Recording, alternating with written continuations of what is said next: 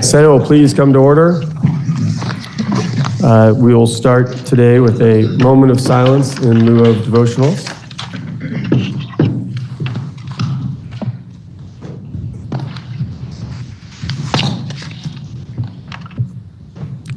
And good morning. Good morning. And next we will move to announcements. And I believe the senator from Chittenden Central has an announcement to make. Thank you, Mr. President. Just wanted to say today is the day we say goodbye to our pages. And with regard to the pages, one of them had a birthday yesterday, Connor. And as a birthday present, Connor's fondest wish is that the stools be replaced with something more comfortable. So I can't promise that we are going to do it. I can promise that the Senate is going to do everything we can to intervene with David Sheets. So, happy birthday, Connor. Are there any other announcements? Seeing none, I will gavel us out for a brief recess for the recognition ceremony for our pages. Before I do so, I just want to mention as well, on behalf, I believe, of the whole Senate, and you maybe will hear this in the other body as well, but we can't speak for them, the appreciation for your work, for being here to run the notes back and forth and help our communications go smoothly.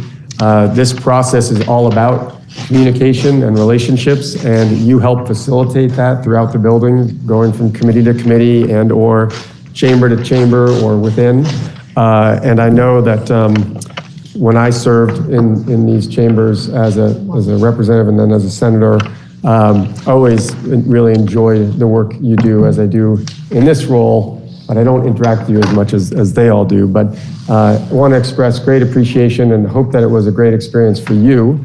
And hopefully you brought back stories to your families that hopefully don't embarrass anybody in this building and are good learning experiences and really knowledge and experience that hopefully you'll take with you for the rest of your lives about what is democracy and how does this process work with deliberation and respect and integrity and ideas to hopefully create a better state for you and your families. So with that, I want to broadly thank you. And then I will gavel us out and we will proceed to a slight informal process to say thank you. The Senate will stand in recess. So, for parents, I want you to come across and stand in the between space there because we're going to take pictures from that direction to this direction. So all of you come on through at once, and that way we'll have that set up. Yeah, standing generally in that area.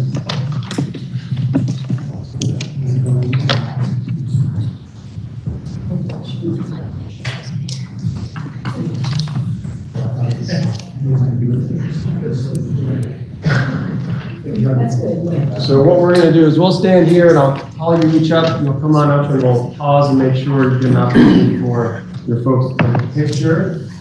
And the first person, I'll also mention as a little memento that maybe can end up on your fridge or wherever you want. It is a magnet. They have a magnet of the State House to remind you of your time here.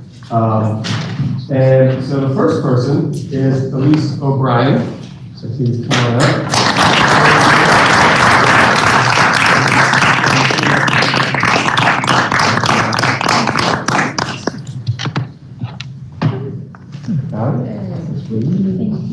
Thank you. And Connor Noyes-Burfer.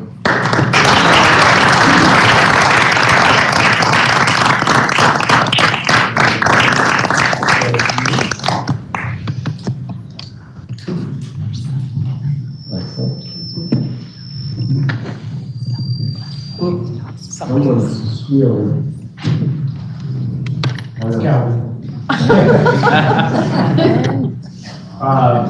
Asa Lloyd, please come on.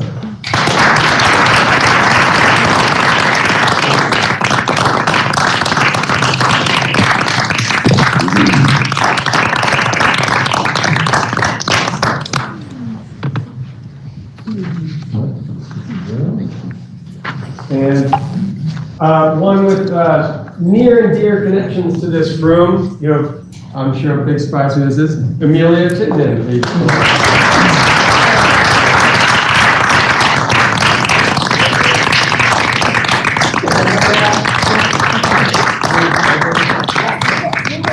You're not bad. I'll be on a comfortable stool. I do want to mention before we take the picture, for those that don't know, Amelia is also a basketball player, like her father. We were playing at 6:30 this morning. Whoa.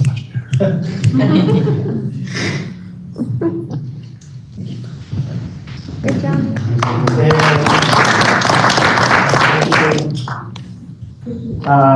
Nicholas Cellini.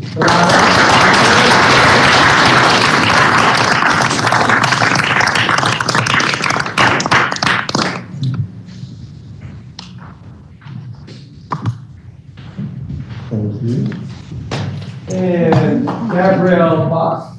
Come on up.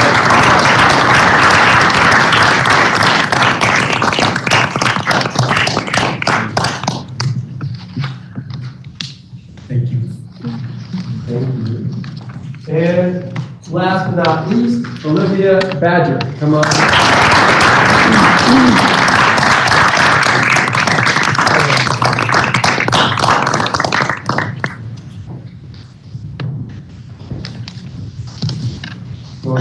Can we do one of everybody with you guys right in front? Come on up. Group photo. Group photo. Anybody wants to see? We got Sit on the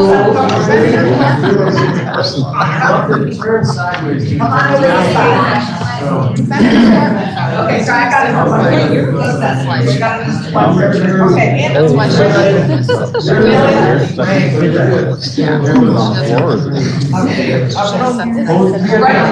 up. Mary, stand up. Mary, stand up. just look straight Yeah, back. there you go. Okay, guys. Woo! Thank you, KJ. Okay, we get out of the way.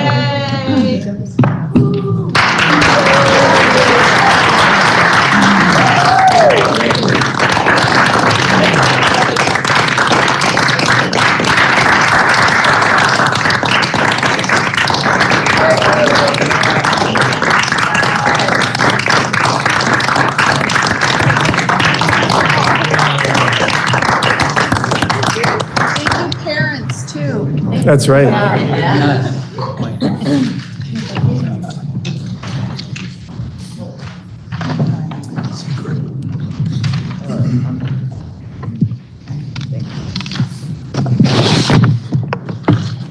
See which way he goes out. Exactly.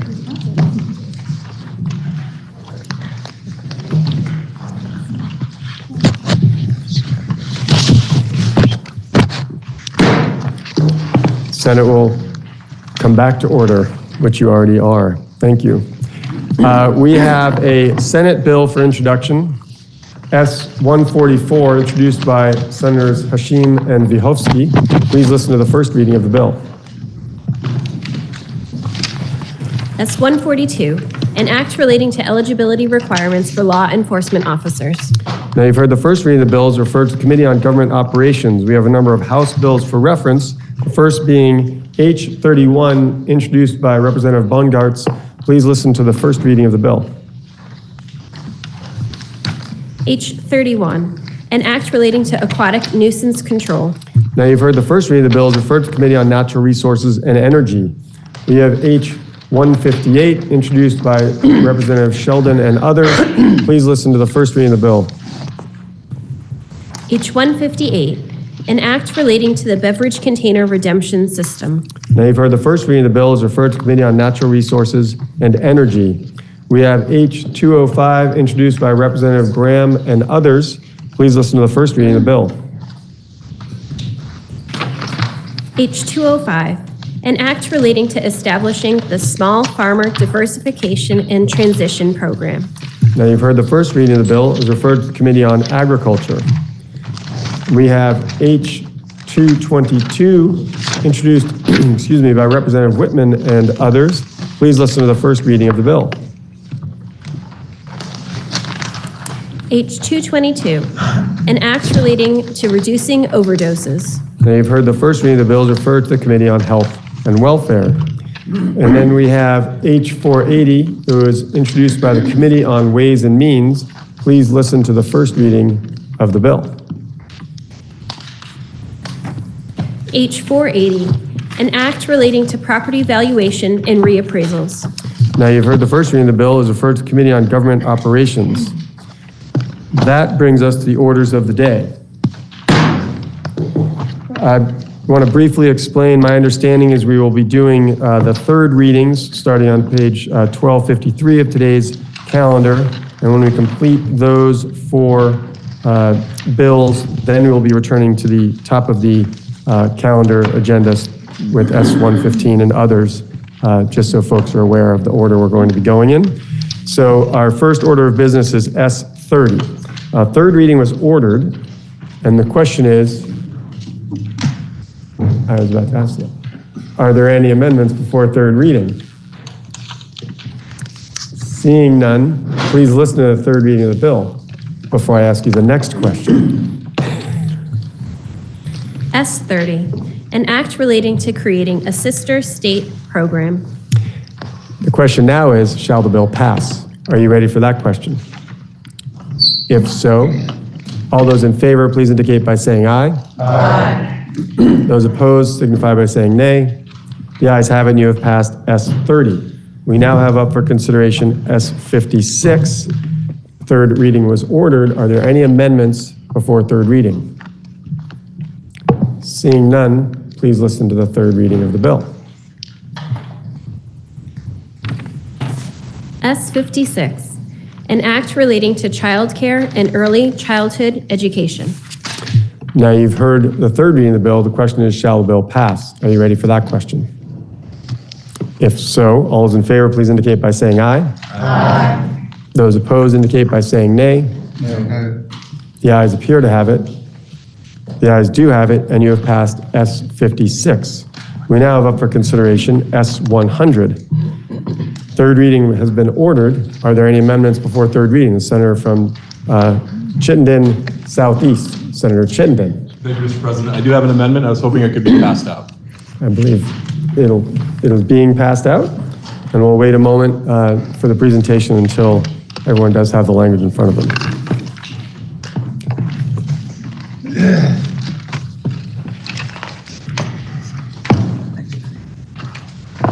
Start with one of my gratitudes. You're welcome to start with your gratitudes. Thank you, Mr. President. I just want to also start this is the longest floor speech I've written, so I apologize in advance. I just want to put a lot on the table regarding this amendment because it is coming to you through a meandering process where this bill has been through a lot of important committees.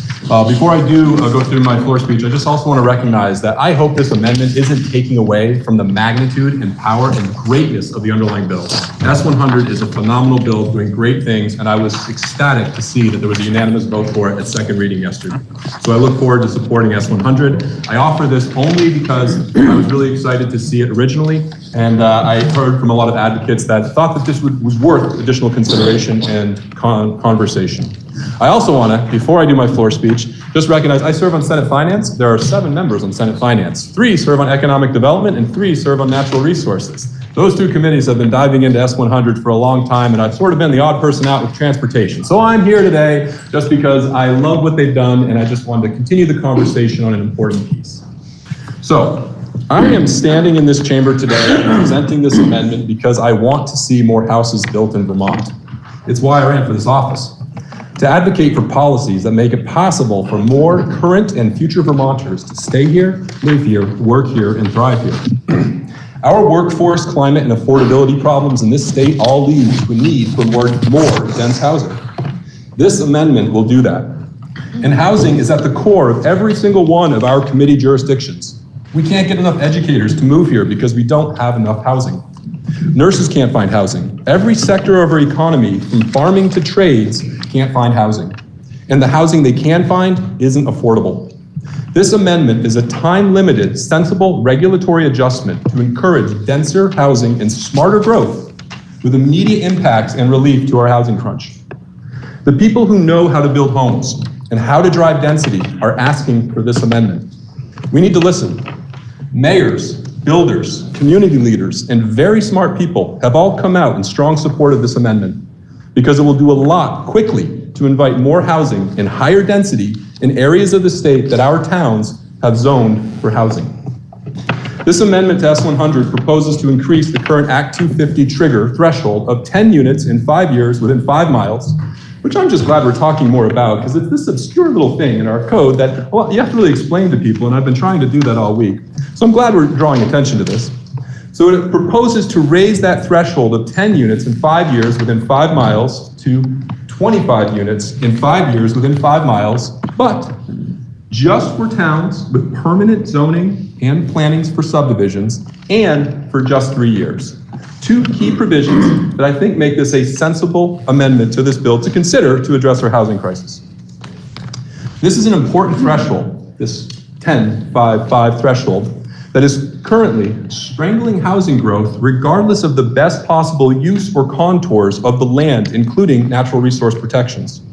I've seen firsthand in my Senate district large acre parcels subdivided into 9 housing units parcels just to avoid that 10-unit threshold, only to avoid triggering Act 250 because if 10 houses, if just 1 more unit were built, it would go from this much paperwork to that much paperwork. These 9-unit subdivisions are not maximizing the best use of our limited land resources zoned for housing, and instead sprawling these 9 units across parcels that could sustain a few more units. That is not smart growth. This is a state regulation steering less efficient land use and sprawl by motivating landowners to avoid the expense and sometimes called, this is arguable, duplicative processes of Act 250. Without this amendment, 9-unit housing developments are still going to continue to happen over the coming 3 years. But with this amendment, for the next 3 years, when those landowners are looking to build some houses for their kids or new neighbors, they might instead build 17 units, or maybe 22 units, or maybe just 13 units. And instead of capping the units arbitrarily at 9 to avoid additional engineering, legal, and permitting fees, as well as any and all of the appeals processes of Act 250, these housing developments will fit the contours of the land with higher density housing in places our towns have said they want housing. Now, to be very clear, these new houses will still need to protect all of our natural resources, including wetlands, prime agriculture, forest lands, and so on. This amendment does not change or reduce any of our very strong natural resource protections in this state. It just simply allows for a few more houses to be built where our communities with permanent planning and zoning have said they want houses. This amendment will encourage denser, smarter growth. I am not a developer. I have never built a home in my life. I've worked on a few and hung drywall poorly. That's my attempt at humor, try to keep it lively here. All right, but I've never framed new construction. Smarter people than I, people that know how to build houses, have encouraged me to bring forward this amendment. My lived experience with this 9-unit cap validates all of the arguments they've offered. The Vermont League of Cities and Towns, the organization that represents our municipalities, has loudly called for this threshold increase.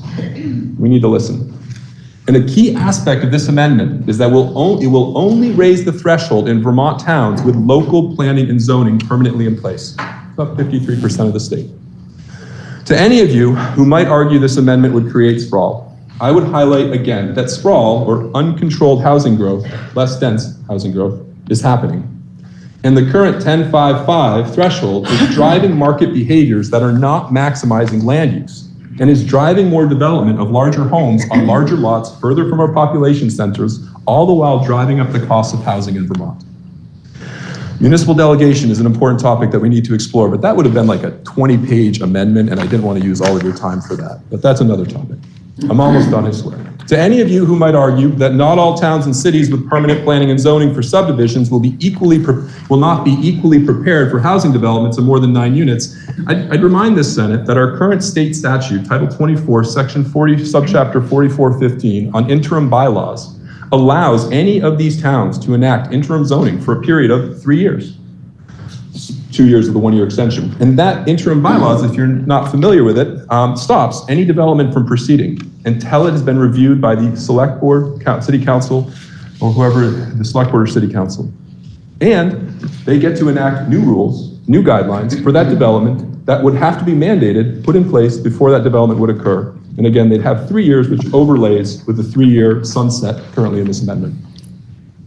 Our towns with permanent planning and zoning have the tools in place available to them to handle developments of less than 25 units with their local rules.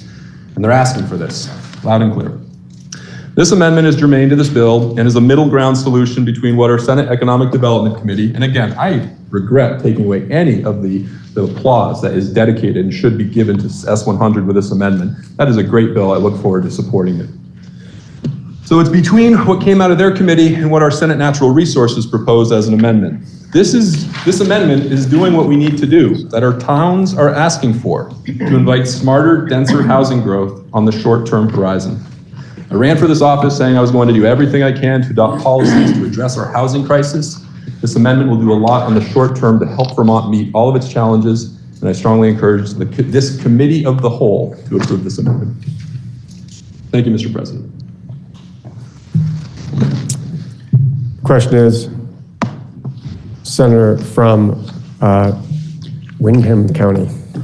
Point of procedure, Mr. President. What is your point of order? I was wondering, it's typical, I believe, to hear from the committees of jurisdiction on their views of the... It is typical. However, I didn't see any representative from, or excuse me, senator from the committee stand. With that in mind, Senator from Addison. Thank you, Mr. President. The Senate Natural Resources and Energy Committee reviewed this amendment this morning and recommends to the body to oppose the amendment, and we have made that recommendation on a 5-0 vote. And is there any economic development? Senator from Windsor, yes. Senator from Windham. Yes, thank you, Mr. President. Our committee also heard from the proposer of the amendment, and we voted against it 4-1. Senator from Windham. Thank you, Mr. President. My apologies for the procedural mishap. You rose, nobody else did. No need for an apology. I just have a few concerns and questions for the presenter of the amendment. May I? The senator from Chittenden Southeast is interrogated as the proposer of the amendment. So one of the concerns that I've heard has to do with smaller towns that do have zoning but may not have adequate staff to address some of the potential large developments that could start as a result of this amendment. Could you share your thoughts on that? Absolutely, and I thank the senator for the great question. What all towns with permanent zoning and subdivision have available to them, without any addition to this bill, just in statute available to them, is interim zoning. So that is an option that if anybody was concerned, and I also want to preface that response by saying I have not yet heard from a town that is in opposition to this. Quite the opposite. But if there were concerns, they could, I'm not sure how many in this body are familiar with interim zoning. I served on the South Burlington City Council for 8 years, and we went through interim zoning then, and it's been used previously. It's available to all municipalities of all sizes with permanent zoning and planning for subdivisions. And they would effectively freeze development that would not, freeze is the wrong word. It would require all proposed developments to go through both any development review process in place, as well as to their elected body leadership. And that leadership could, if they so desire, decline to allow that development to go forward, thus requiring that development to abide by rules that they are then crafting during the interim zoning period. I hope that answers the senator's question. It does. And my last question, it's a geographical question, and I mean it with the utmost respect, but I just want to confirm that as you were working on this amendment, did you also speak with towns outside of Chittenden County, some more rural towns, anything like that? And what were their thoughts on this? So yes, I have heard a lot from the towns that I represent, but I have been working closely with strong advocates who understand this better than I. And I do have an email from Karen Horn, I forgot her title, of the Vermont League of Cities and Towns. And she has relayed messages from the following individuals in support of this amendment. Michael Ramsey from the town manager in Proctor, Brian Savage, town administrator in Swanton, Julie Hance, town manager in Chester, Marcy Carver, chair of Bradford Planning Commission, Todd Thomas, planning director, Morristown, Therese Kirby, Bethel town manager, Carrie Johnson, St. Albans town manager, Scott Tucker, Williamton town manager, Jack McCullough, Montpelier mayor. I'd also add to that Mayor Miro Weinberger has come out very strongly in support of this, as has Mayor Christine Law. Thank you, member. Question is, Senator from Chittenden Southeast, Senator Rahm Hinsdale. Thank you, Mr. President, and I want to thank my colleague from Chittenden Southeast. I probably could have made some of the same arguments that he did on the floor about this particular provision, but the problem is I also could have made some of the arguments against this particular provision after all of our hard work finding common ground with the Senate Natural Resources and Energy Committee. When I first went into that committee to talk about our bill, I just reminded that committee, and I reminded myself that outside of our legislative work, the senior senator from Madison and I kind of switch roles and lives. And he's a builder, and I actually teach environmental policy at Vermont Law and graduate school. And not only does that matter for the work we did together, but when you look at our two committees, you have appointed and elected officials from local government, two former mayors of our capital city, a former statewide elected office holder, our minority leader, our majority leader, people from all different counties and walks of life, people at different stages of life, former Act 250 commissioners. These were two committees that were very rich in experience and perspective and brought all of the stories from their communities. Especially, I want to recognize the senior member from Washington County. I think I know Washington County every inch now because of all of her stories about the area. We really thought about every community and their capacity and what this would mean when we took into account where we would land on this particular issue. And I truly believe that this is an area where we should continue to explore, and Vermonters deserve better answers about how to balance building housing that particularly serves primary homeowners with our desire to conserve open space. After talking to over 100 Vermonters about this bill, I can't deny that this could probably lead to some really good infill projects, but I also can't guarantee that it would make a much larger project, a new project that didn't pencil out with 9 units, but would pencil out very differently at 25 units, be built on a hillside or in a viewscape that's really important to an entire community, and they would be willing to have that fight in a different way. And something like that could really set back our ability to have a conversation about advancing stronger smart growth and more housing in the coming years. It could really backfire on us. I think when you look at where we are starting with designated areas, a lot of communities want to grow their neighborhood development areas, their growth centers, those rings around the downtowns, the village centers, and those really dense areas that are designated. And they want to have this conversation about what that ring around the transportation-rich corridors and the centers of commerce look like. And that's exactly what we're hoping to do with the studies coming back to us next year. I just truly feel that after all of our work together, that the pendulum could just swing too fast without a significant gain specifically in affordable housing and housing that's for primary homeowners. This is just one area where the way something pencils out could drive up costs. That's what we talked to a lot of people about. They started trying to build a project for Vermonters. Costs got up to $600,000. They're $700,000 over the ultimate price tag of the home. And they've now sold those properties to people who they say are there maybe 3 or 4 weeks of the year. So we have a lot of work to do on this section. I would wait to see where the process lands on this particular amendment before trying to introduce some additional language that our committees want to put forward to address how we might look at this issue in a more concerted way and have this conversation very specifically. So I do have a substitute amendment. I'm not being here physically present. I just want to wait to make sure it would be the right time to discuss that. Senator, if you'd like to offer your substitute amendment, this would be the appropriate time, and the Senate staff is prepared to hand out the amendment. Okay, then I would offer substitute amendment and truly thank my colleagues from Chittenden Southeast, but also recognize that we really want to get the right answers on this particular piece of the bill. We have heard all the stakeholders, and we know that, finding that balance is really difficult, but we have the opportunity to get it right in the very near term after some studies that are already in motion that we can add to. As the amendment is being passed out, I would just say that you can see the existing language of the Natural Resources Board study that's coming back to us, and what the discussion with the Senator from Chittenden Southeast and others has given us the opportunity to do is look at the ways that this study also needs to articulate housing needs.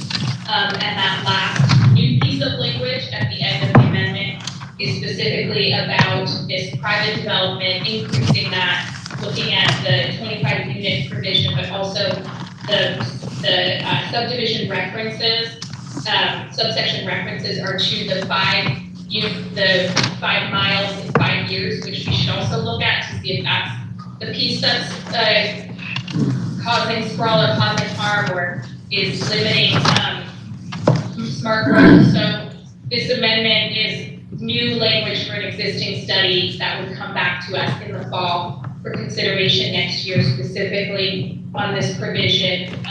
It's not far from now that we'll be trying to get those experienced minds and colleagues from both committees back together to look more at these issues. But I do appreciate that the Senator from Chittenden Southeast recognized there's a lot of other good work in this bill, and we want to move that forward without accelerating into unintended consequences in the meantime.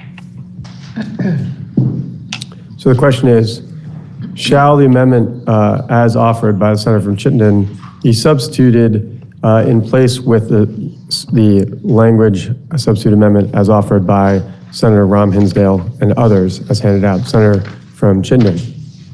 Relatively new around here, and I'll say this, I would definitely embrace this substitute amendment. I'm not sure what that process looks like if you need to hear from me.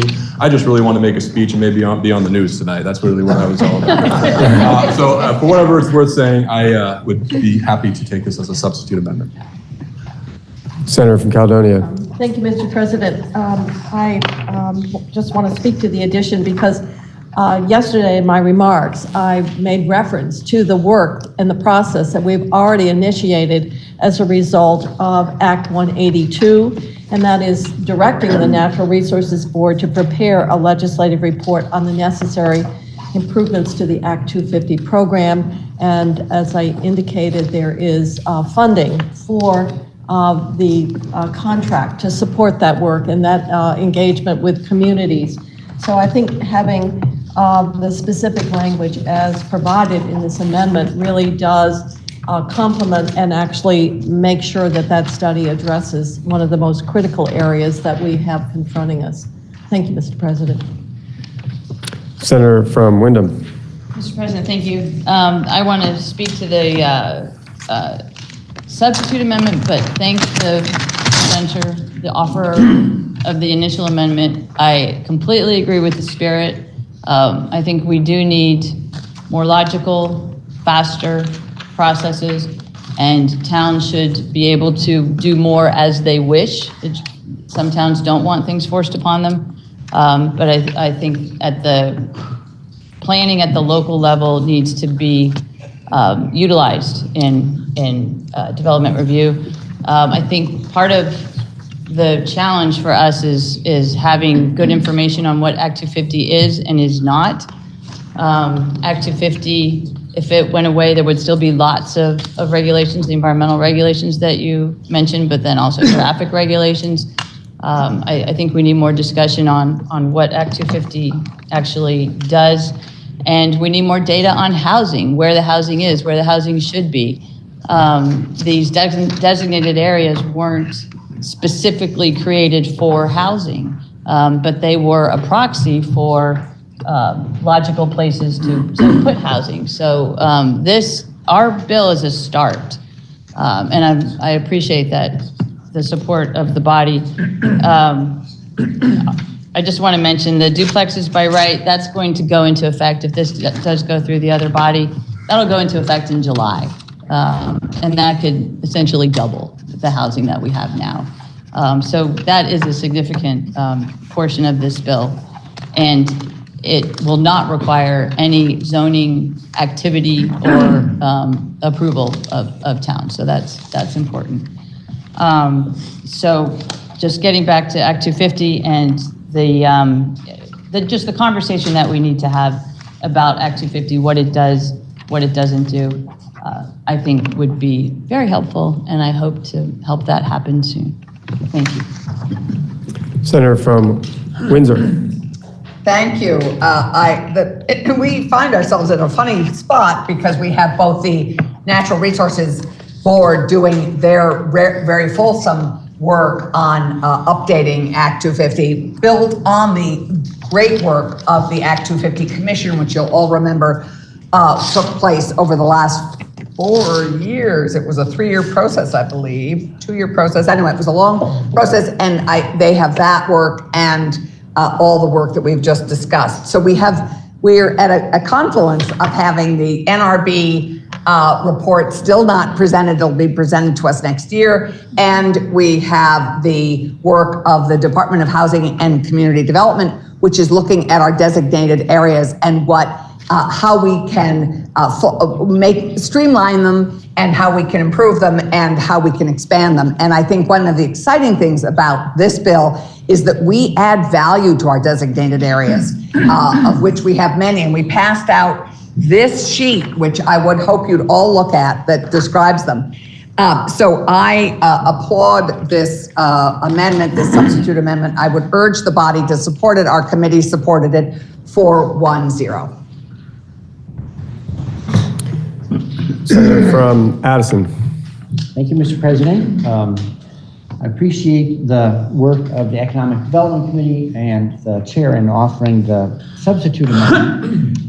And I do want to just respond briefly why I hope that senators will choose to support that. For one, as we talked yesterday, when we request a report, it's just good governance as well as respectful to wait for that report to come before overhauling the law. And make no mistake about it, the change being proposed is a fundamental building block of Act 250 that would be altered. And I would, when it comes to Act 250, I think it's, for me, it is the first do no harm rule applies. For 53 years, it has stood us in good stead, helping shape the development in the state of Vermont with an explicit preference for developing in town centers, village centers, cities, and maintaining our green spaces around them as a working and healthy landscape. There are many towns that have relied on Act 250 to manage larger scale development for them because they have smaller offices, a smaller planning commission, and it's a tool that they rely on. And while in Chittenden County, there are bigger towns with more developed boards and planning review commissions, there are very few towns, especially smaller ones around the state, that adequately address a variety of fundamental questions that Act 250 asks. I won't go into them in detail because there are many, but just briefly, stormwater, runoff and erosion, critical wildlife habitat protection and endangered species, development in river corridors, protection of prime agricultural soils, rare and irreplaceable natural areas, the ability of the town and region to provide core services such as police, fire, rescue, and school, and the ability to examine traffic impacts. So again, many smaller communities lack the staff to deal with large-scale development, as in 25 units. The other thing is that the presenter, Linda, mentioned affordable housing, the need for affordable housing. But I want to point out that while that is precisely what we've addressed already in the bill by lifting caps when developing priority housing projects that include 20% affordable housing at a minimum, there's no such provision offered in the amendment that we saw offered by the senator from Chittenden. Then I'll just want to also add, beyond the fact that there is no affordability component, what do we put at risk? It's always hard to appreciate what doesn't happen. But with this provision, there is the very real possibility that someone could look for quote unquote cheap land. And what would that be? It might well be a green space just outside of town. That would, so you could cut trees. You could cut 10, 20, 30, 40 acres of trees. There's no prohibition on looking, there's no requirement to address the impacts of that.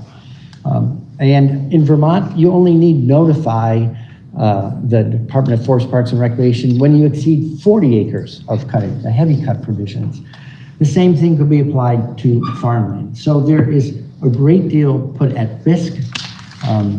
Act 250, again, has been a fundamental force in helping us ask, not denying development, because we know we've issued over 33,000 permits over time. So and I asked about how many permits were denied in the last 5 years. Only 5. Only 5 permits were denied. So the success rate for getting a permit is very high. No one has yet to come forward and say that the 10 fundamental areas of questions that Act 250 asks are inappropriate in any way. And we risk losing all that for relatively large-scale development in Vermont terms, 25 units or less. So with that, I just want to thank the Senator from Chittenden for his support for the amendment offered by the Senator from Chittenden Southeast, Chair of Economic Development. And it's a question we're studying, but again, I think we should be prudent and protect the investment of 53 years. We also, one other piece of that investment, it's very real. We have a use value appraisal program, also known as current use. And every year we invest approximately $60 million a year in providing tax relief to help maintain those green spaces. We've done that for decades. This puts at risk those investments. So I think it's very prudent that we move this provision into the study that the Natural Resources Board does. And I hope that senators will support the substitute amendment. Senator Chittenden from Chittenden Southeast. Thank you, and I thank the senator for those comments, Mr. President. I just, every time I hear that, 90% of Act 250 permits get approved, what's really important is what's not in that statistic, which is all the permits that never went to Act 250 because they just know that it adds delay, it adds cost, it adds uncertainty. So that's when I talk to people who want to build houses in Vermont, they know Act 250 is a whole nother animal. And so it's hard to measure a negative, something that doesn't happen. And so I love this report, I support it, it's a good thing. But there are lots of projects, as well as these 9 units as spoken to here, that would have been larger if it hadn't been for Act 250, as I would hypothesize. But thank you, Mr. President. The wording of the question can be confusing, but the question is, shall the amendment as offered by the senator from Chittenden Southeast, and I'm going to declare which one because they're both from that area, Senator Chittenden's amendment, be substituted by the amendment from the other senator from Chittenden Southeast and others as was offered. Is that clear? If so, all those in Senator from Franklin. Thank you, Mr. President. This is perhaps confusing for some, but quite frankly, the house is on fire. At least it would be if it were built. But in many cases, it's not being built. And in this case, we have a proposal by the senator from Chittenden Southeast, Senator Chittenden, that goes back to some of the original language in the bill that passed out of the Senate Economic Development Committee that increases the ability to build more houses. And that's the crisis that we have. We talk about all the crises that Vermont face, demographic crisis as well, but they all stem back to this crisis of housing. And we suffer often in this body from paralysis by analysis. That we're now going to add another 6 months to a year to study.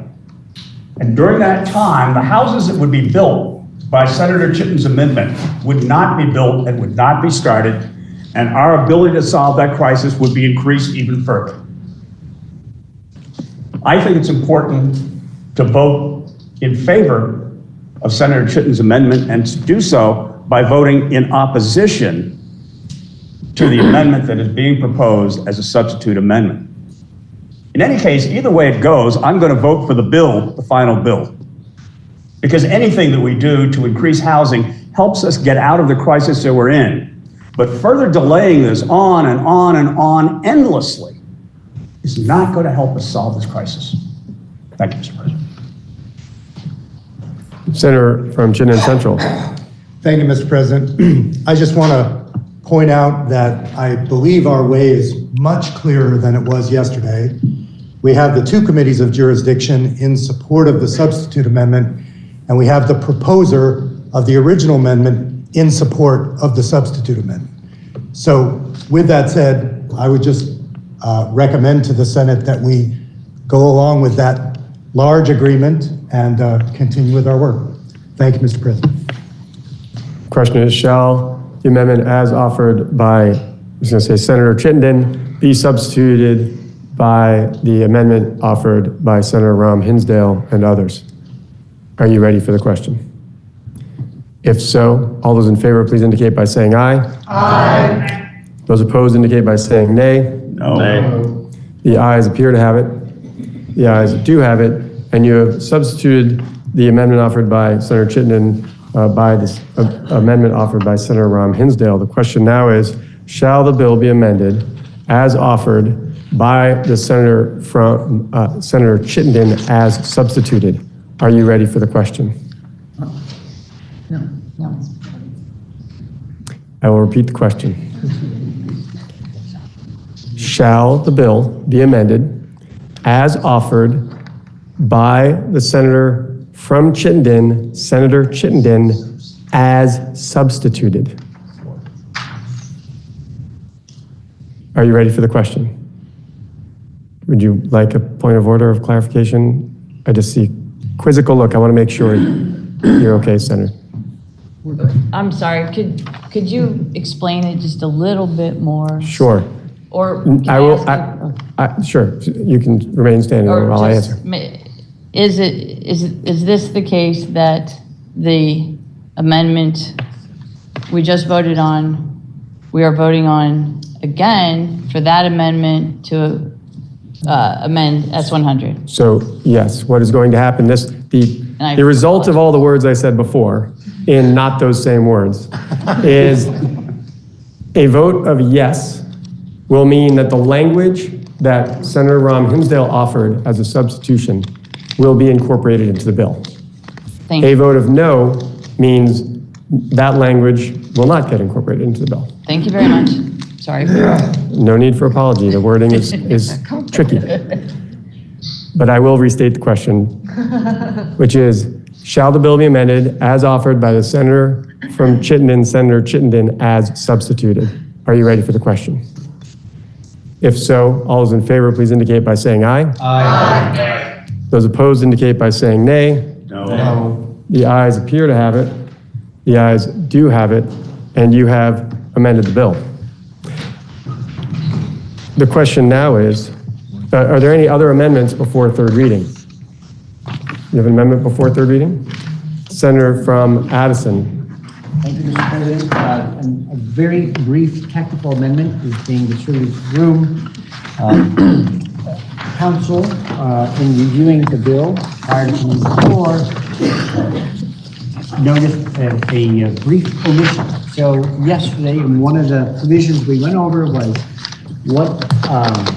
what requirements there are for different designated areas to do in order to get that white line definition, namely apply for jurisdictional opinions. Inadvertently, the new category of designated area, namely enhanced village centers, was not included in the list. So this harmonizes that section with the others, and they all designated areas, in order to take advantage of the provisions that we have now built into the underlying bill, would apply in the very same way. The committee reviewed this and recommends it to the Senate on a vote of 5-0. The question is, Senator from Wyndham. Thank you, Mr. President. The Committee on Economic Development, Housing, and General Affairs also reviewed this amendment today and voted 5-0 in favor. Question is, shall the bill be amended as offered by the Senator from Addison? Are you ready for the question? If so, all those in favor, please indicate by saying aye. Aye. Those opposed indicate by saying nay. The ayes have it, and you have further amended the bill. Are there any other amendments before third reading? Seeing none, please listen to the third reading of the bill. S-100, an act relating to housing opportunities made for everyone. Now, you've heard the third reading of the bill, and the question is, shall the bill pass? Senator from Chittenden Southeast. Thank you. Chittenden Central, excuse me. Close. So there's a lot of Chittenden going on. It's just tricky. I've been told as a freshman legislator to not speak. I should listen, but I'm going to speak today. And not on all of these amendments necessarily. I want to speak to S-100. I want to heartily thank my colleagues, especially those in natural resources, for the amendment that they put forward yesterday to make S-100 even better. I was waffling on this bill until that moment, and after I heard from my colleague from Addison County, I stopped waffling. I represent a district that is made up of a rural and suburban area that is desperately concerned about sprawl and about, well, mainly about sprawl. And I also come from a district that has an urban center that is very concerned about finding housing for a lot of folks. S-100 seems to solve that problem, to both of those problems, as amended yesterday and as proposed today. So it speaks to my entire district, and I appreciate that. Years ago, where I live, a shopping mall was being renovated, and I asked the owner of the mall if he could provide housing on the second floor of the retail. And he said it was too expensive and too costly. So he built it without the housing on top. Sadly, for the folks who could have lived there, they missed out on the opportunity of having not only retail space, but medical assistance, a pharmacy, restaurants, a grocery store, a park, a bus line right nearby. And that was a sad opportunity missed.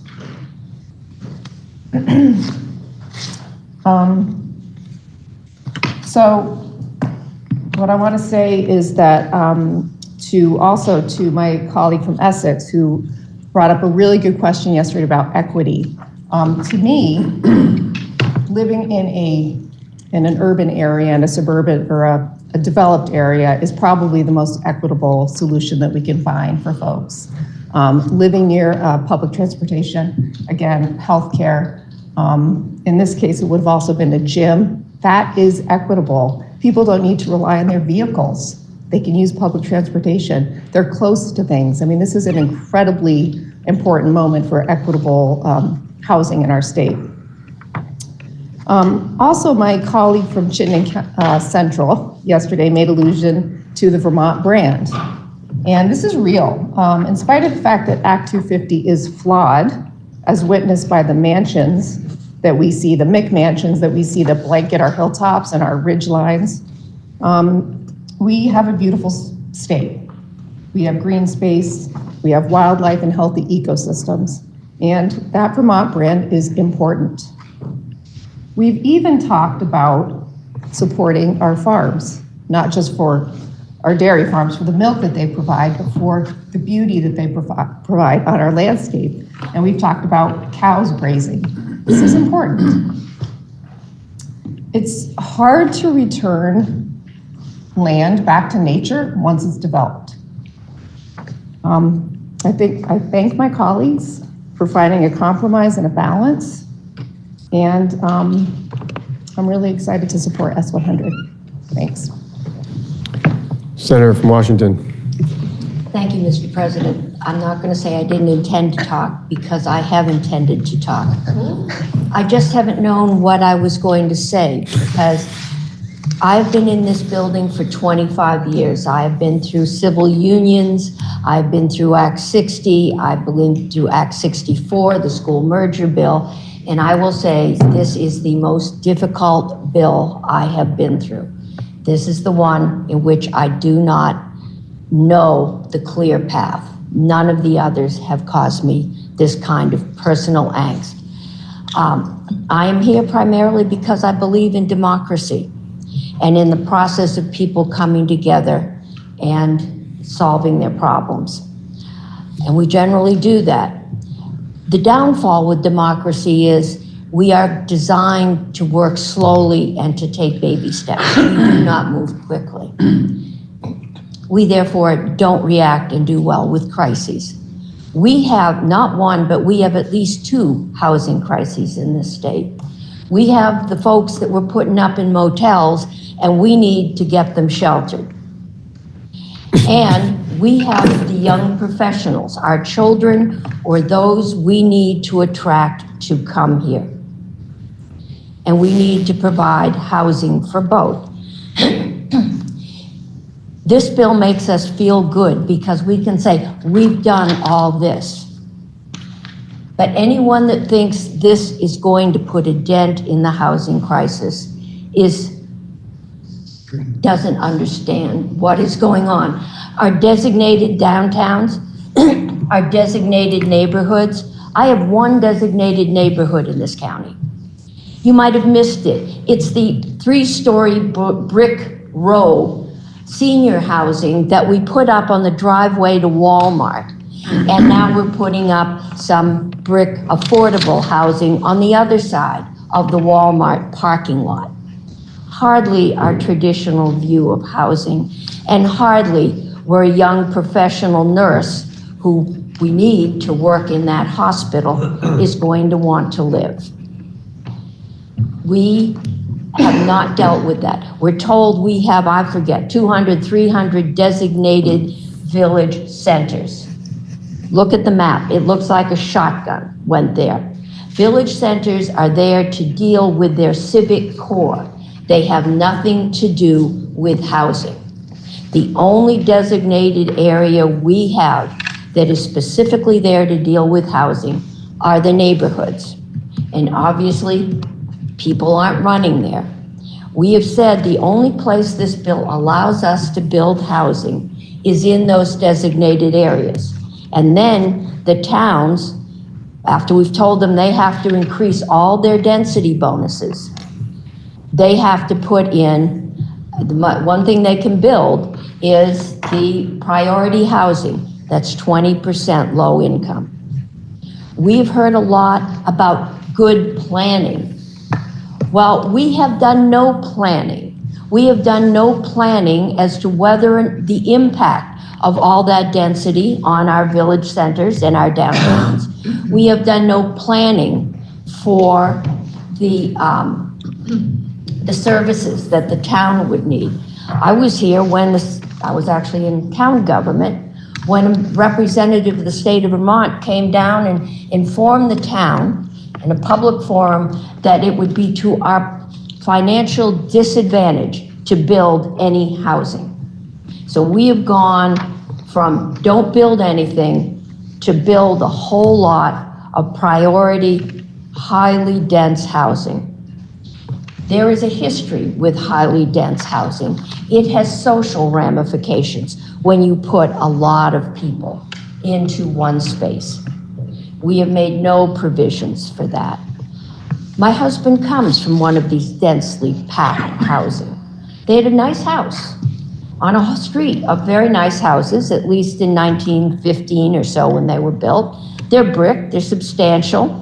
They have a first floor with a living room, dining room, and kitchen, and two bedrooms and a bath. And then there was a walk-up attic where the other 5 kids slept. And there was 2-3 feet between houses. And you had a little backyard. No driveway, because when these were built, you didn't have cars, so everybody had to park with 2 tires on the sidewalk so that a car could get down the road. But the lifestyle in there, all the windows had 3 layers of curtains, because if you opened them, the neighbors looked in. You never opened the windows, and you never talked in a loud voice, because the neighbors could hear you. So if you had a family discussion or a colicky baby, the neighbors were right there. I was never in my in-laws' backyard. They cooked out there, but you ate in the kitchen, because if you had a backyard barbecue, the only thing that separated you and the neighbors looking in, the only privacy you had was the little metal fence that you might have put up. Now I suppose if you had the money, you could put up stockade fences. Not quite the lifestyle we envision with Vermont. This is progress. This is going to help with low-income housing. But we are now in competition with the rest of the world for young professionals. We need to provide services. We need doctors, we need lawyers, we need nurses, we need nurse practitioners, we need teachers and educators and mental health workers and childcare workers. We are in competition with every other state. And if those people cannot find housing they can afford in this state, and they can find nice single-family housing in any other 50 states, they're not going to come here. We need to have a comprehensive plan, not town by town, but a plan as a state as to where are we going to put our people, because we need those people. Or I'm afraid, I was here when doing medical treatment for heroin addiction was a very controversial subject. And we could not move forward until a young mother who drove every day from up around Newport to Massachusetts to get her medical treatment, one day was killed in a traffic accident coming home, leaving her, I think she had 2 or 3 children. She worked a job.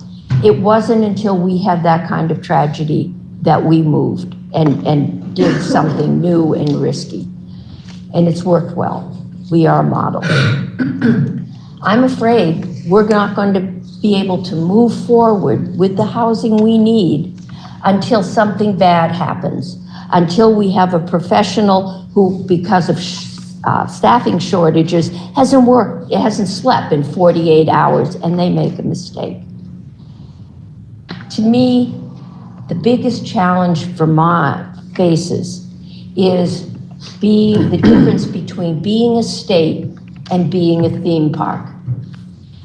To me, that difference is that with all the natural beauty, but people have to be able to afford to live here. I think this bill, and I'm going to support it because it does move us forward. It does start some of the conversations.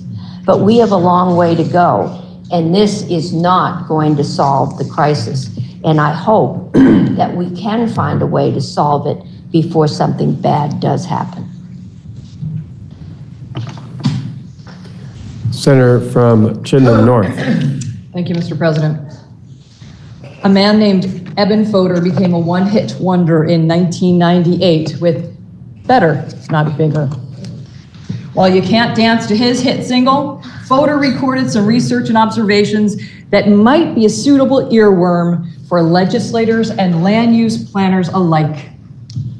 In his book, Fodor concluded that the more houses built, the more services would need to be provided to those new occupants. The revenue gain from residential grand list expansion will reliably fall short of the cost of providing expanded services. Vermont's local budgets are stretched thin already by keeping roads plowed, schools heated, and public safety departments fully staffed. Whether we add 400 or 4,000 housing units, How on earth can taxpayers afford to support services for more residents? There's already a planetary population crisis. Let's take the hint. Growth doesn't pay. Nor does S100 move us in the right direction toward greenhouse gas reduction goals, which were a huge concern here a few weeks ago. Living in a small town in Massachusetts, I quickly learned not to go anywhere on Saturday morning. Small town centers were gridlocked with traffic from all the neighborhoods that were tucked away off beautiful rural roads. I have not yet felt trapped in my house in Vermont like that. But I have seen morning traffic on Route 15 in Essex increase dramatically in 25 years. Thanks to development in neighboring towns, as well as my own town that has a goal of 205 units each year, and I think we regularly meet it.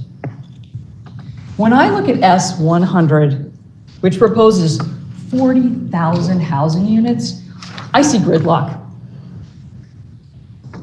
I understand that our state may appeal to so-called climate refugees, yet Vermonters have our own life-threatening challenges. For example, the bulk of our food and fuel are imported from elsewhere. Most of us don't live walking distance from work, schools, or stores, and a lot of us don't have our own water supplies. The news reports sewage overflows into our waterways. We dodge huge potholes in roads, and we read about bridges that have failed inspection. We hear about species die-offs. We see farms being sold and forests clear-cut. Given these challenges to both our natural and built environments, my priority is to shore up the systems that support Vermont life before adding more consumers to this mix. I do not see enough awareness of the finite nature of our state's resources in this bill. Nor do I see plans to repair infrastructure before codifying a growth in occupancy. Vermont has marketed itself as a place of wholesome food, outdoor recreation, and rural beauty. By supporting S100, I believe we risk tarnishing this brand. Thank you, Mr. President. Senator from Chittenden Central. Thank you, Mr. President. I'm here in part because I am one of the young professionals that can barely afford to live here. Certainly I can't buy here, and I worry that I never will be able to buy here where I grew up. And instead of leaving, like so many young professionals do, I ran for office to make Vermont a place where I and my peers can thrive. I support S100 because it is a huge step forward towards ensuring that our vacancy rates come up to a point where people can afford to live here, while also considering smart and sustainable growth as we stare down the impending climate catastrophe. While we are facing multiple enormous crises, we do have to nimbly thread these needles, and S100 aims to do just that. Thank you. The question is, shall the bill? Oh, sorry, Senator Rahm Hinsdale. Thank you, Mr. President. I just want to start by saying that I deeply respect everyone who's spoken and shared their concerns and their trepidation about S100, and particularly the senior member from Washington who has been asking a lot of really tough and important questions in committee throughout the process. I also want to say, on a personal note, being here at UVM Medical Center, the entire mother-baby unit knows about this bill, and they're very excited for it. They're very excited about our vote yesterday. They are really cheering us on and hoping for more housing as well. One of the first groups that's likely to take advantage of a piece of the bill will probably be UVM Medical Center with the rental revolving loan fund. They are building now 60 to 70 units of 2-year transitional housing just to help everyone from their environmental service staff, their nurses, to their VPs land here and start to find housing of their own. So I'm right in the thick of recognizing who needs to be served by this bill and who needs to be helped in this crisis. I think what we're hearing a lot of right now is really the crux of where Vermonters have landed on a lot of these issues. if you ask the Vermont Futures Project, they surveyed Vermonters, and if you ask Vermonters, do they want growth, do they want more housing, about 49% say yes, 38% say no, and the rest say that they're unsure.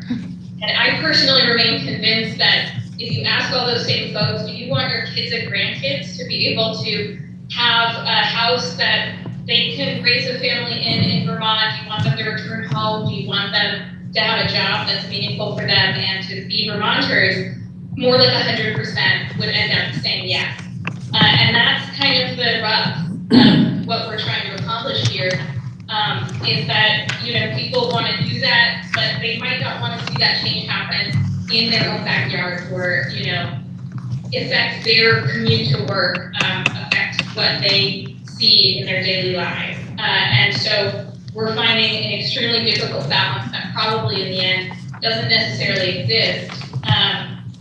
But I do, really want to say that there is so much in this bill that will help us answer these questions about where Vermonters are comfortable seeing growth occur, where we can really build in a way that maintains our Vermont brand. We have, a housing inventory that's showed us that specifically for seniors, for low-income Vermonters, for middle-class families who are trying to find housing, that we are moving the needle. And we're going to see a lot of projects come online this summer. We're going to see a lot of activity during construction season, specifically because we have been really historically and deeply supporting our housing partners to build those types of housing that give Vermonters agency to leave a large, leaky, historic home and let the next family move in and make it tighter, make it ready for their needs and their growing family, while someone else can have the supports that they need in a denser area where they can walk to the grocery stores. And at the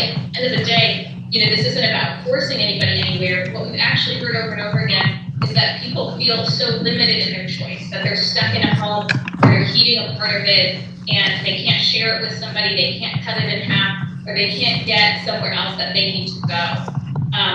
Over a quarter of our housing stock was built before 1940, and that alone is an issue of climate and greenhouse gas emissions and just plain quality of life for Vermonters who are struggling to maintain the size and scale of the homes they live in now while being maybe 2 or 3 years on a wait list for senior housing.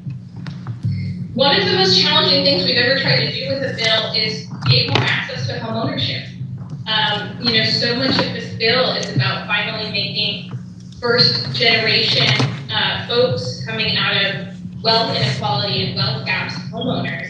When I look at the duplexing provision, it can continue to get lost, but as I've heard, our governor started his homeownership journey in a duplex, our lieutenant governor started his homeownership journey in a duplex, I started my homeownership journey in a duplex. We need to help people build equity. It's not a forever home that we're helping people necessarily get into, but it is certainly a starter home or a way for them to start to gain a foothold in their future and our economy and build from there. And that shouldn't be lost. It's what states are doing around the country to recognize that those options mean someone can finally buy a piece of that American dream and build from there. When we talk about these 20 to 40,000 units, it really does sound like a lot, and I get that. We're talking more about 20,000 units if we just try to give existing Vermonters and our normal flow of people who come into Vermont a chance to have choice and agency in where they live. But when we talk about those units, we're also talking about taking the 92% of housing, some of what I mentioned that's older, and improving it so it's back up to code, it's back on the market. We have blighted properties, and I think we all know that from our historic downtowns and the outskirts of our communities. We have housing that needs help. And the first priority in this bill and in that housing count is to increase the capacity and value of existing housing stock, and then to look to build more units. Those are units that, when they decay, also add life to our landscape, and people might still be living in them, but just living in them without the same quality of life.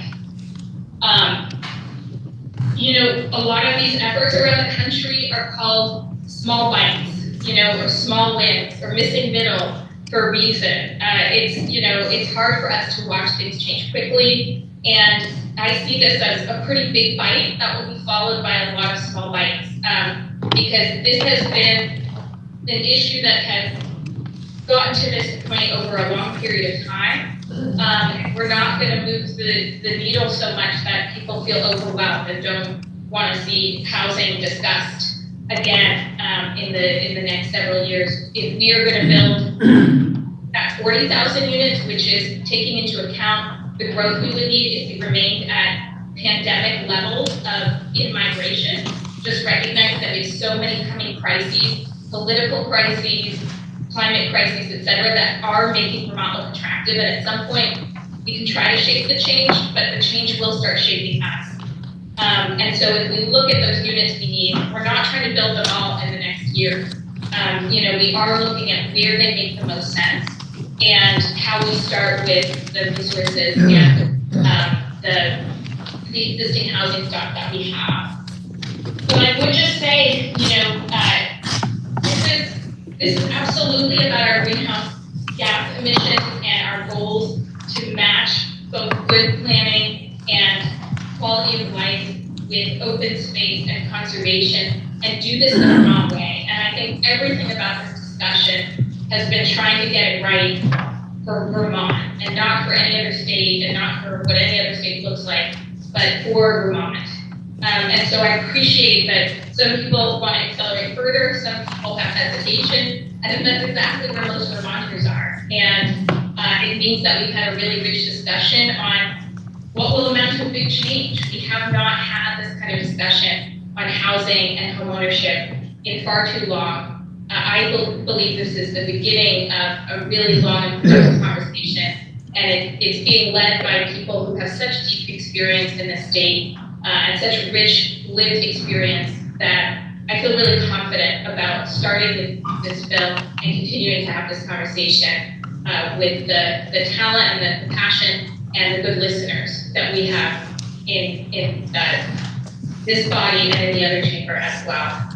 So I really want to thank everyone for this discussion. I know we all want to do what we can for Vermonters, and this is a crisis among housing crises that we've had, and I think we are in a good place to move forward and build a better path. And I just want to thank the body, the chamber, for this discussion. Senator from Essex. So I have to ask myself a lot of questions about this bill. And, the first question I would ask is, does this bill do or anything to reduce burdensome permit costs or just time constraints that permits cause builders not to take on projects? Does it encourage builders to build more houses? Does it encourage more growth in communities who want to support more growth and have the capacity to support more growth? Does this bill do anything for rural communities to encourage growth? Does it do anything to help them supply more housing? And the answer is no. This bill started out in a committee that had true bipartisan support. It really was one of the first bills, I believe, that was really what democracy was. Not everybody got what they wanted. Not everybody could say, hey, I got 100% of really what I was looking for. But yet, all sides, except for a few, could feel good about it. It was enough bipartisan support where it would have sailed through this chamber with hardly any debate. Everybody could have gone home and said, it wasn't perfect, but I really think that at the end of the day, democracy won and Vermonters won, and that we would end up building more houses. I just really think that I'm just trying to sit here to find a way that I could feel good about going home. I could go to any rural community and say, I voted for that bill because I really could see a path forward. I could really see that we would solve the problems of our housing crisis. But yet, all it really ended up to me is that Act 250 won again and restricted responsible growth and did not solve a problem because we're just too afraid to really look at what we really need to do to solve the housing crisis that we have in Vermont, and I have to be a no. Thank you, Mr. President. Senator from Madison. Thank you, Mr. President. On my coat that I wear when outside of the State House, for the last 8 years, I have a button that says, be optimistic. And especially during COVID, people said, how can you be wearing such a button? And I said, well, my definition of optimism is based upon how I see Vermonters work. And they said, well, what do you mean by that? I said, well, we are willing to look each other in the eye and have a conversation in a civil and thoughtful way over and over again. And I said, probably the best example that we're all familiar with is town meeting. This room, to me, is another version of town meeting.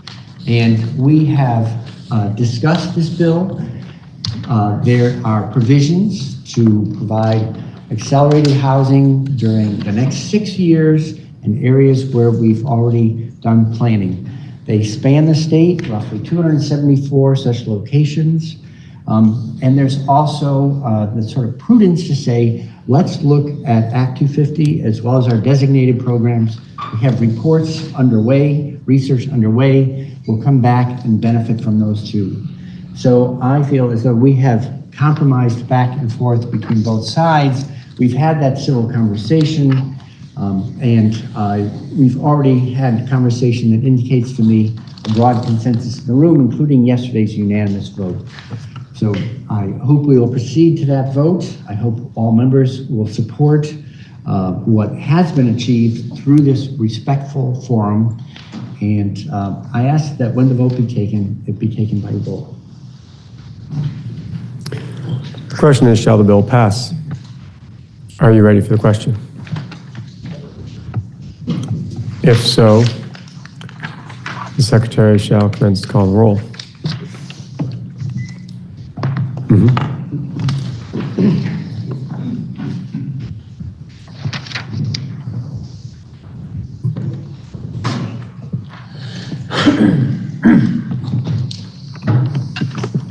Senator Baruch. Yes.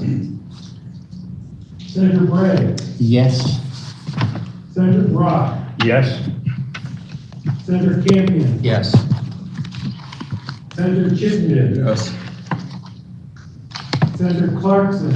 Yes. Senator Collmore. Yes. Senator Cummings. Yes. Senator Jewett. Yes. Senator I'd like to remind senators that in the midst of a roll call vote, there'll be no passing of notes and no conversations, please. Senator Hardy. Yes. Senator Harrison. Yes. Senator Hashim. Yes. Senator Ingalls. No. Senator Kitchell. Yes. Yes. Senator Lyons. Yes. Senator McDonald. Yes. Senator Mazza. Yes. Senator McCormack. Yes. Senator Norris. Yes. Senator Perschlip. Yes. Senator Ron Hinsdale. Yes. Senator Sears. Yes. Senator Starr. Yes. Senator Bihovsky. Yes. Senator Watson. Yes. Senator Weeks. Yes. Senator Westman. Yes. Senator White. Yes. Senator Williams. Senator Renner. No. Senator Williams.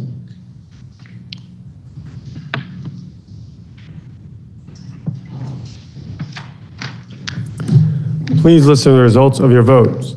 Those voting yea, 27. Those voting nay, 2. And you have passed S100. That now brings us to S102. Third reading was ordered. Are there any amendments to be offered before third reading? Seeing none, please listen to the third reading of the bill. S102, an act relating to expanding employment protections and collective bargaining rights. Now you've heard the third reading of the bill, and the question is, shall the bill pass? Are you ready for that question? If so, all those in favor, please indicate by saying aye. Aye. Those opposed indicate by saying nay. No. The ayes appear to have it. The ayes do have it, and you have passed S-102. Senator from Chittenden Central. Thank you, Mr. President. It has been a good session thus far. I realize we've run through the lunch hour, but I am hoping that we could go back to the top of the calendar and see if we can move through one or two of the second readings before we adjourn. We now have up for consideration S-115. S-115 can be found in today's calendar on page 1226. S-115 was read the first time and referred to the Committee on Agriculture. Maybe it was an Agriculture Committee bill. Let me double check. It was introduced by the Committee on Agriculture. It was placed on notice calendar. Now, it is recommended that you'll hear the report from Agriculture, and then the bill is referred to the Committee on Finance, which consider the same and recommends that the bill ought to pass. Please listen to the second reading of the bill. S-115, an act relating to miscellaneous agricultural subjects. Now you've heard the second reading of the bill. For the report from the Committee on Agriculture, the Senator from Rutland, Senator Collmore. Thank you, Mr. President. This is one of two miscellaneous ag bills that we will take up this year. S-115 deals with things like livestock, eggs, and administrative procedures. Section 1 has to do with the livestock quarantine. Currently, the statute allows the Secretary of the Agency of Ag to order a quarantine for any domestic animals that have been affected by contagious disease, exposed to contagious disease, or may be infected by that. Section 1 adds that the Secretary may order a quarantine if the domestic animals are suspected of having been exposed to same that may cause milk or dairy products to be adulterated or otherwise unsafe for human consumption. Sections 2, 3, and 4 update the state egg law. Many of these sections have not been updated since the early 70s, and they need to be updated to conform with modern standards. Section 2 adds that a person may not advertise or label eggs in a false or misleading manner, sell eggs that do not satisfy the requirements for the sale of eggs, and may not sell eggs that are adulterated. Section 3 strikes an obsolete reference to an Agency of Agriculture division that no longer exists in the Enforcement Authority under the Agency of Agriculture under that same law. Section 4 refers to Title 6 and specifies how the Secretary of Agriculture shall provide notice of a violation of the egg law. The general process for notifying a farmer of a violation is to issue the farmer a warning with a description of the alleged violation, identification of the authority to issue the notice, identification of the application violation, and the required corrective action. This section would require the same warning with identification of application violation of the egg law and the necessary corrective action. The Secretary can still act immediately to address a violation under the chapter. As the notice of violation is discretionary, the agency may issue a written warning. Section 5 updates the agency's authority for penalties under the egg law. This again was last updated in 1973. Instead of setting new penalty amounts, Section 5 cross-references the agency's general enforcement authority in Title 6, including the default administrative penalties for any agricultural violation, the authority for a cease and desist order, and for corrective orders. Section 6 amends the agency's default administrative penalty amount for any agricultural violation. It increases the maximum penalty amount from $1,000 to $5,000. Section 6 also increases the maximum penalty for continuing violations, increasing the maximum amount from $25,000 to $50,000. Section 7 has to do with water quality. It clarifies when capital equipment assistance grants may be issued for certain purposes. Specifically, the section would be amended to allow for awards to equipment to mitigate greenhouse gases instead of decrease greenhouse gas emissions. The agency believes this is a more accurate term for the purpose of eligible equipment. I'd like to note, Mr. President, the next two sections will be removed from our bill and taken up by the Finance Committee, and the senior senator from Addison will explain that, but I do want to read through them. Section 8 would prohibit municipalities from exercising stormwater management authority, including assessment of stormwater fees against farms. Currently, municipal bylaws cannot regulate required agricultural practices. Similarly, the state stormwater operating permits are not required for stormwater runoff from farms in compliance with the RAPs. Farms are exempt from state stormwater operating requirements because the RAPs are water quality measures for non-point source runoff. Nevertheless, some municipalities through bylaw or ordinance are attempting to regulate stormwater runoff from farms, including through assessment of fees, which would exceed the authority of the state to regulate stormwater runoff from farms. Section 8 clarifies that the authority municipalities have to regulate those runoff from farms must not exceed ANR's authority. Section 9 states that the Section 8 prohibition on municipal stormwater regulation of farms must apply prospectively and will not require a municipality to refund prior stormwater fees assessed and paid prior to the effective date of the bill. And again, those two sections will be removed in just a moment. The effective date is July 1st, 2023. The committee vote was 5-0-0. We heard from the president and general manager of the Champlain Water District, policy director of Vermont League of Cities and Towns, the state vet, the assistant state vet, the general attorney of the Agency of Agriculture, the director of Food Safety Consumer Protection Division of the Agency of Ag, the Water Quality Division Director of the same agency, the policy director for the Vermont Farm Bureau, lobbyist for the Vermont Dairy Producers Association, and our own legislative council. Thank you, Mr. President. Now you've heard the report from the Committee on Agriculture.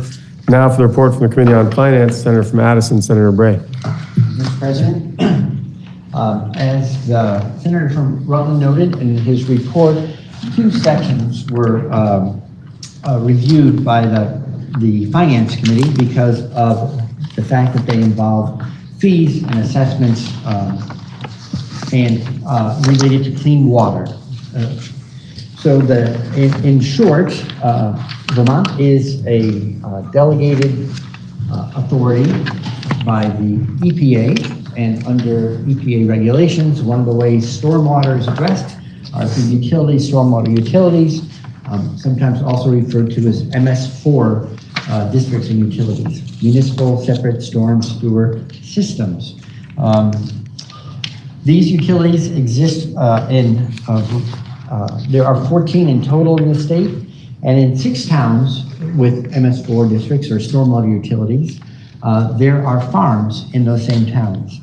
They have been assessing a fee, a stormwater utility fee on those farms in recent years, and this bill, as offered by the Ag Committee, proposed declaring that those fees could not be collected any longer.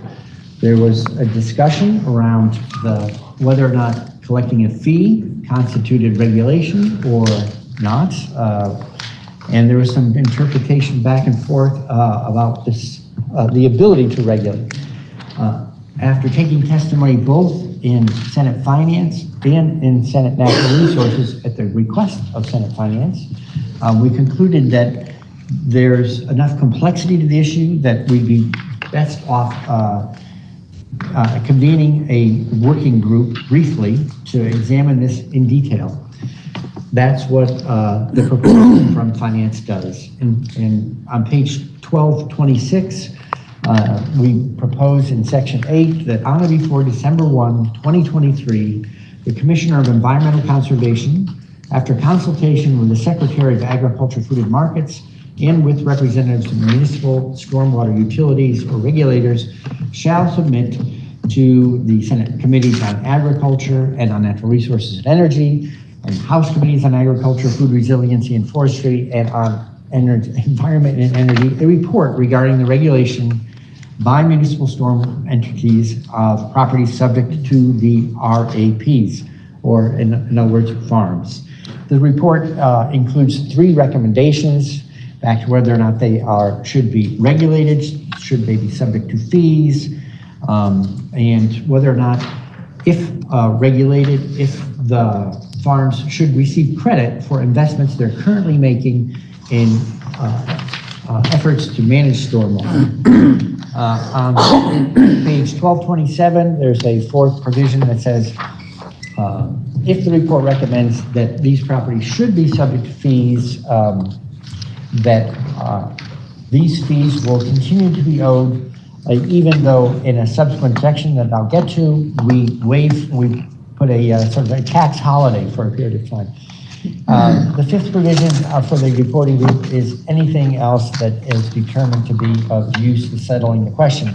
In section 9, which follows, while in order to provide some relief and certainty to both municipalities as well as farms in these districts, we propose that between now and July 1 of 2024, that no fee is required from these farms until we've had the opportunity to review the report that will be coming at the end of the year and act. The committee vote was 7-0-0, and both the Senate Natural Resources and Energy and Finance Committee heard from a similar set of individuals. That includes the Deputy Chief Counsel of Legislative Counsel, a fiscal analyst from the Joint Fiscal Office, the Agriculture, Climate, and Land Use Policy Manager from the Agency of Agriculture, Food and Markets, the Vice President of the Green Mountain Water Environment Association, a representative on behalf of the town of St. Albans, and the Deputy Director of Water Resources, City of South Burlington, as well as 2 Franklin County farmers. With that, the Senate Finance Committee asks for your support. Senator from Rutland. Thank you, Mr. President. The Senate Agriculture Committee met and voted to support the amendment from Finance.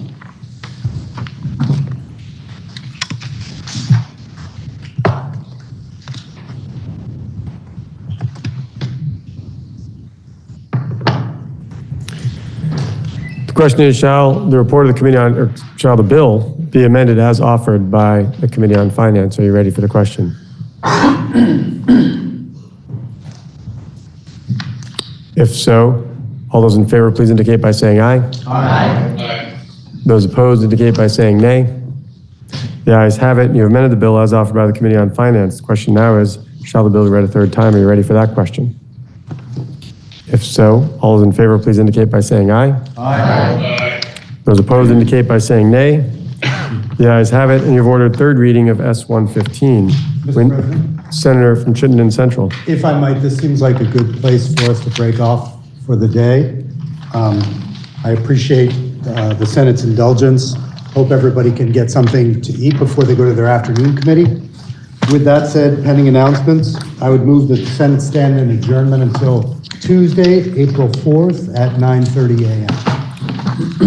Now the Senator from Chittenden Central has moved a pending announcement. The Senate stand in adjournment until Tuesday, April 4th at 9:30 a.m. Are there any announcements? Senator from Caledonia. Thank you, Mr. President. Senate Appropriations has witnesses, and we were supposed to start at 1. I would ask you to bring your lunch, and we are booked solid till 4:30. So please come as soon as you can. Senator from Washington.